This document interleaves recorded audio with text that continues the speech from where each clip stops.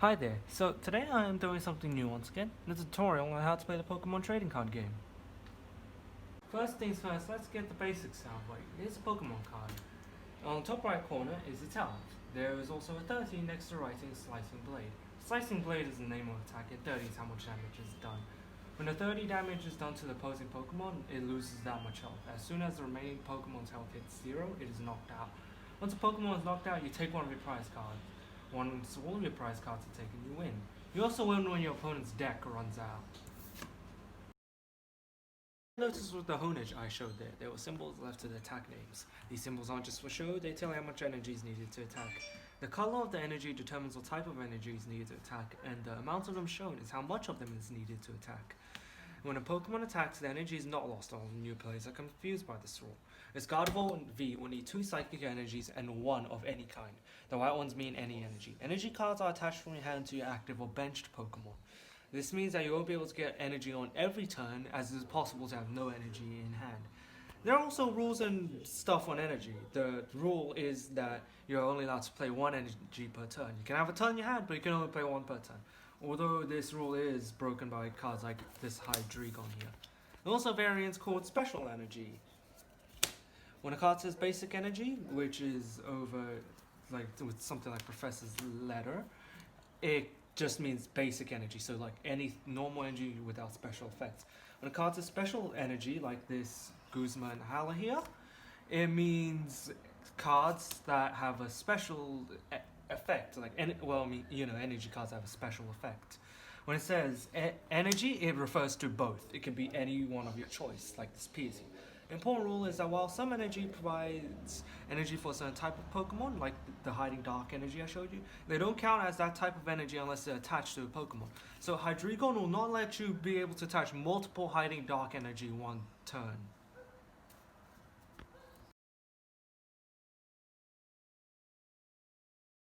When a Pokemon is in the active, it is not the one attacking and taking damage. Pokemon on the bench are not affected by attacks of the opposing Pokemon unless said otherwise.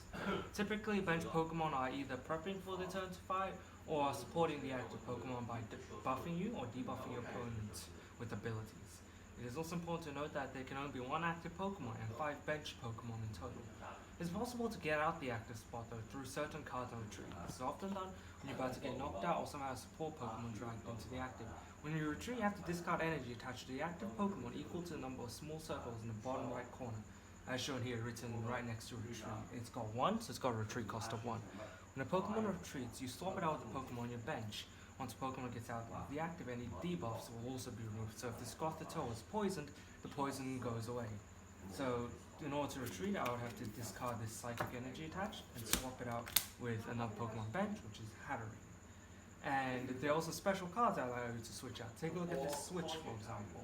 The difference between retreating normally and using these cards is that retreating is free when you play switch, and can only be used in scenarios where retreating is blocked with cards such as Galarian Curse, which is actually, you get my point. Before you get to play the game, you have to set it up properly.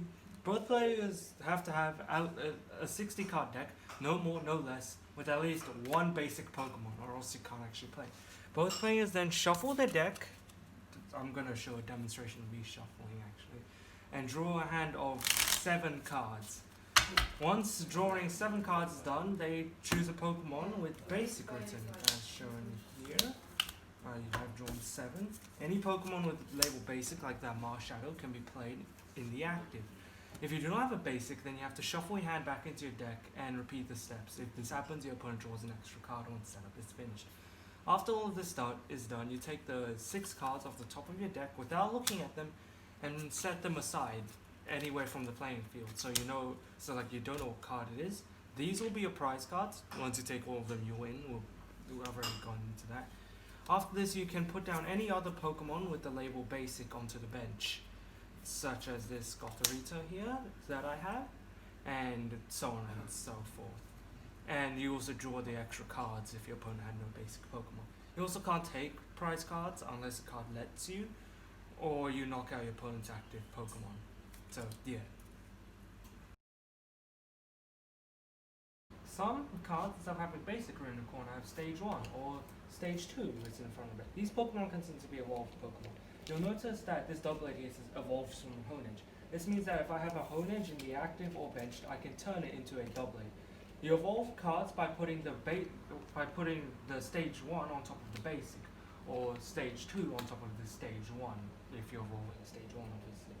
However, evolving does have its restrictions. If it's your first turn, your Pokemon cannot evolve. If basic was played this turn, it also cannot evolve on the same turn. Every Pokemon that doesn't match any of those circumstances can evolve once per turn. The discard pile is where Pokemon go once knocked out. When a Pokemon is knocked out, anything attached to them goes to the discard pile as well, such as these metal goggles and the energy. So it is also where items and supporters go once they're used, so like this energy switch or Pokekid. However, once cards in discard, they aren't completely useless, as cards like this ordinary rod here can actually recover them.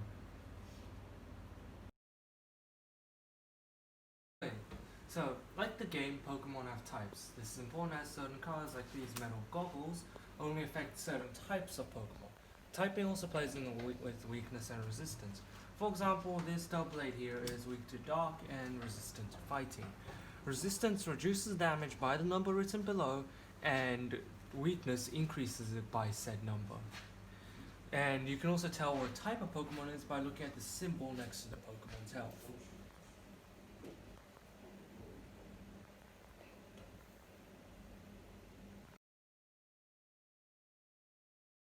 Trainer card is a very broad term in the Pokemon trading card game. There are 3 types of trainer cards, like Item, Stadium, and Supporter, all which differ in how they're played. Supporter cards like the Skylar, like Energy, are restricted to 1 per turn. They have Supporter in the top right corner and always have artwork of 1 to 2 trainers in the Pokemon universe. When you play one of them, you do what it does what the text box says, and then you put them in the discard unless the card says otherwise. There are also Tag Team Supporters. They are like regular supporters, but they just have artwork of 2 trainers. There are also 2 different types of item cards. A normal item card, which is exactly like a supporter, but it's not restricted to 1 per turn. However, there's also a second type too, called Pokemon Tools. You can tell by looking below the artwork that it's a Pokemon tool. It literally just writes it. A Pokemon tool is attached to Pokemon. They provide special effects. You may play as many Pokemon tools as you like, but there can only be 1 for each and every Pokemon, unless said otherwise with special cards, obviously. However, Stadium cards work very differently. Let's take a look at this Rose Towers as an example. When a Stadium card is played, it's put into side to show that it is an effect. This effect that the Stadium applies can be used by both players. However, there can only be 1 Stadium at a time. This means that as soon as your opponent plays the Stadium you play goes into the discard.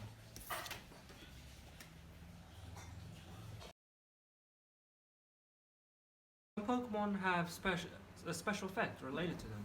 These are called abilities. How an ability works varies from Pokemon to Pokemon. Some have it so you can trigger it once per turn, like this Hatterene, where it says once during a turn you may use this ability. It writes it there. And others are permanent effects that just remain there as long as the Pokemon is there. So like this Aegislash, which reduces all damage as long as it's there. And others trigger when something happens. For example, this Dedenne GX, where when it's played from your hand, its ability does something. An important thing to note here is that when a card says when played from your hand, like this Dedenne GX, it means it only works when it's played from your hand. So cards that play from your deck, like this Capture Energy, or play from the discard, like the Revive here, will not work. Some attacks have unique effects on use. These effects are very broad, but one of the more common ones is that inflicts status conditions. I'll be going over their effects for this segment. When a Pokemon is poisoned, they have a poison counter put on them to remind you that it's been poisoned. They take 1 damage between turns. So, well, actually 10 damage, but I like to call 1 damage. And between turns means that when you end your turn, it takes a bit. When your opponent ends their turn, it takes a bit as well. Burn is similar, but the Pokemon takes double the damage instead. But however, between turns, you have to flip a coin. If heads, burn is gone. If tails, burn continues. Paralyzed is a Pokemon that cannot retreat and cannot attack during their next turn. This is shown by having the Pokemon turn clockwise. As soon as their turn goes over, things go back to normal. Asleep is the exact same as paralysis. The difference is that Asleep has a coin flip at the end of every turn. If heads, it wears off. If tails, it doesn't. This is represented by having the Pokemon turn anti-clockwise. Correct me if I'm wrong here, I actually don't know which way is clockwise and anti-clockwise. Confusion. Confusion is probably the best status condition to affect your opponent with. Its effect is, when a Pokemon affected by confusion attacks, a coin is flipped. If tails, the attack does nothing and the Pokemon has 3 damage counts upon it, which is 30 damage. If heads, it works normally, although the effect doesn't wear off. This one is represented by having the card turn upside down.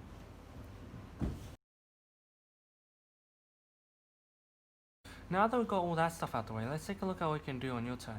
All except for drawing a card are all optional. So first off, we draw a card. Then you can play any Pokemon with the label Basic onto your bench from your hand, and then play any trainers like this, Pokekid, Energy Switch, Metal Goggles, and so on. And then you can also attach energies, such as this Metal Energy over here, onto your Pokemon. Evolve Pokemon, which I actually don't have any evolved Pokemon in this hand, so I can't. Retreat the active Pokemon, which I also can't do, but I'm just gonna pretend that I can. And you can also attack. All of these steps can be done in any order, but drawing a card has to be first and attacking has to be last.